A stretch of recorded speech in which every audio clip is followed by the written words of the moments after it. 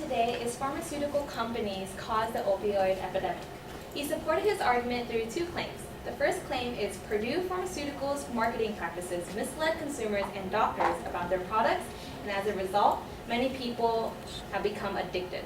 The second supporting claim is Purdue is not the only pharmaceutical company that engaged in troublesome behavior. Other pharmaceutical companies saw the success of Purdue and copied their approach. I'll be refuting his proposition claim by claim, so let's start with the first claim.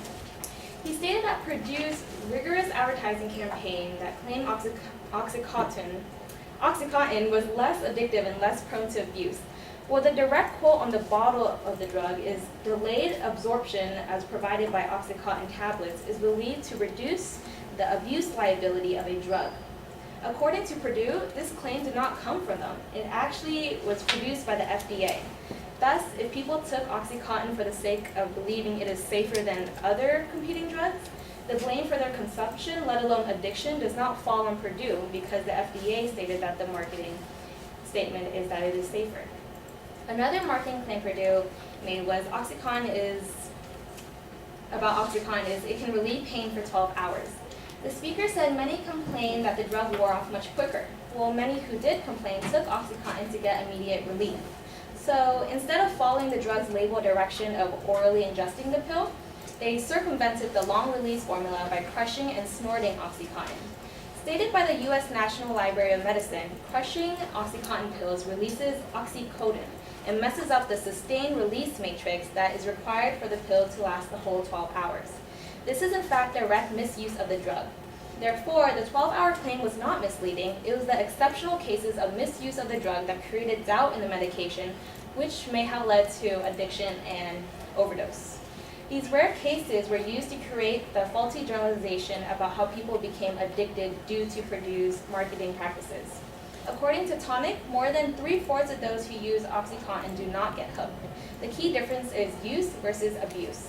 Like alcohol, when it is consumed appropriately, it typically does not lead to alcoholism. It depends on one's body, health, and amount consumed. It's not the creator's fault if their product gets consumed improperly and leads to addiction for that individual. The fallacy of composition was also committed since the speaker applied the truths of individuals to the whole, when in actuality, the majority of Oxycontin users did not experience addiction. Another statement that was made is that Purdue did not warn people about the potential hazards of using it. That is false. Oxycontin was released being labeled as a Schedule II drug. This means Purdue warned consumers and doctors in print of its potential to be highly addictive. Moving on to my second claim. The second claim is actually a little bit confusing. When the speaker transitioned to his second claim, he said Purdue is not the only pharmaceutical company that engaged in troublesome behavior. Other pharmaceutical companies saw the success of Purdue and their drugs and copied their approach to marketing. A prime example of this is a company called Insys. Well, what is Insys a prime example of? Engaging in troublesome behavior or copying Purdue's approach to marketing? In his second claim, he only talked about Insys and how they bribed doctors to prescribe Subsys. Throughout his whole argument, there was no mention of Purdue bribing doctors, nor did I find any credible evidence proving they do. Therefore, it is hard to conclude that Insys copied Purdue's method of marketing. So let's just focus on the first part of his secondary claim, which is Purdue is not the only pharmaceutical company that engaged in troublesome behaviors. He talked about how doctors are paid to say positive things about Subsys. The speaker fails to mention what those positive factors are, making them seem irrelevant. Well, Subsys actually has good factors. For example, Subsys is a drug that works for people who already built up a high tolerance to opioid, helping them relieve pain that no other opioid drug can longer do. A mistaken reasoning occurs when he assumed correlation is direct causation. He made it seem as though these doctors were bribed by Insys to sell this so-called dangerous narcotic, and that played a part in increasing opioid addiction. However, the relationship between doctors and Insys may have been nothing more than a small pharmaceutical company trying to market itself in the medical community. As the speaker stated, before the release of Subsys, Insys was relatively a small business. All small companies who try to make it big, of course, tries to make connections. One of the best ways to break through in the medical world is through doctors. So it is no surprise that Insys reached out to a number of doctors to promote their new and effective drug. The speaker claimed that Insys successfully widened the reach of Subsys to patients with moderate and minor pain.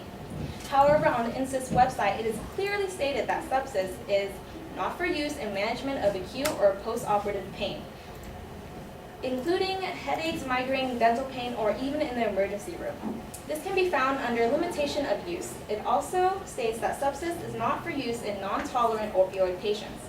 As the speaker stated, subsys is supposed to be used for terminally ill cancer patients.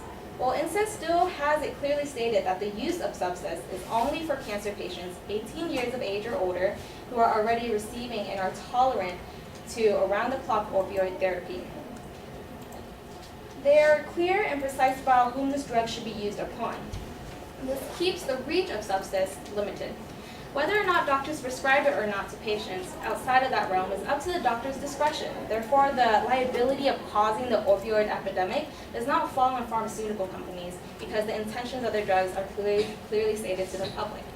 In conclusion, it is easy to connect pharmaceutical companies to drug addiction and epidemics. However, its correct usage and warnings are clearly labeled for the public to acknowledge. With that knowledge, it is up to the individual to use or abuse the drug and its effect. Therefore, pharmaceutical companies did not cause the opioid epidemic. Thank you.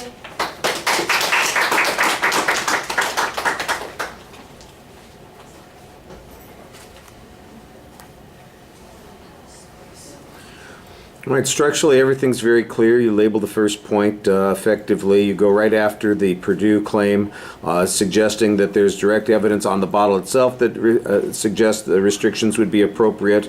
And that the warning comes from, or that the claim, excuse me, not the warning, but the claim about how it's effective for 12 hours because of the delayed release, that came from the FDA. So that seems to shift the responsibility in this particular situation. You do need to give us a source on that, but I do think it addresses the argument that the advocate was presenting on that point.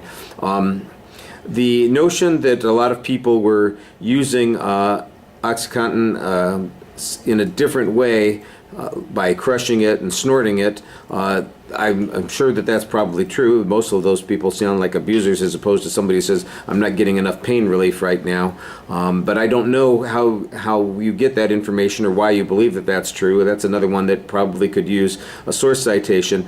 But I do think you have a valid point suggesting that the company itself says it's directed to be used a particular way, and that if somebody's using it a different way, that's an issue that comes that's their responsibility. I understand that argument, and I thought that was pretty effective. You had a good statistic here that said 3/4 of the people who use this never end up with abuse issues, so that also suggests that normalized use is not problematic.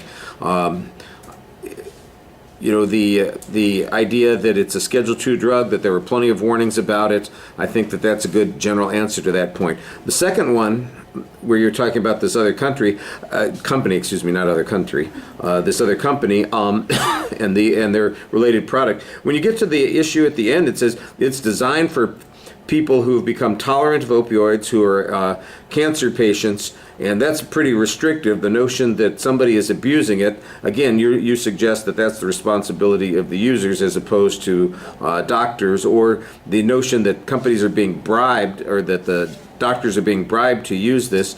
You suggest a fairly innocuous kind of relationship here, one that's based on contacting doctors, incentivizing them to offer this.